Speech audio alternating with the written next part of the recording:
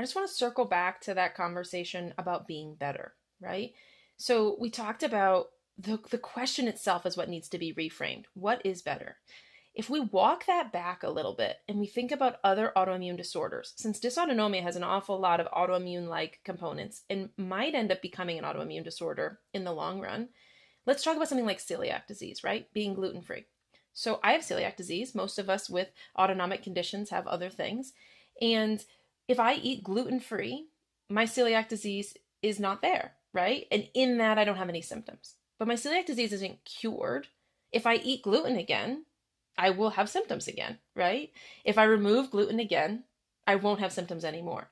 And that's not saying that to kind of gloss over how serious this issue is, but it really does help it become more objective for us. It takes away these heavy internal feelings that we have, and it makes us able to look at the problem better.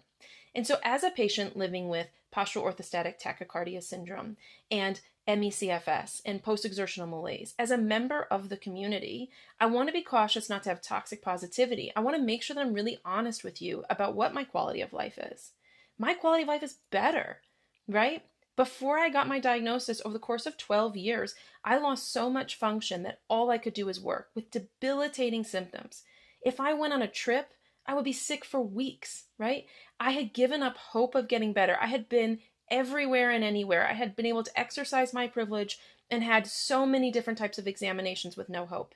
I thought it was all because of my brain injury. I honestly thought I was going to die of some sort of terrible neurodegenerative disease. That's the truth. That's not hyperbolic, right?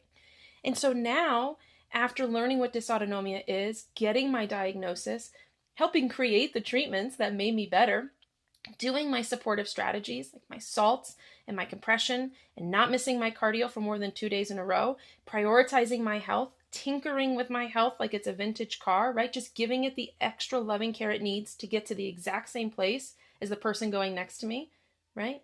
By doing those things, my life is better.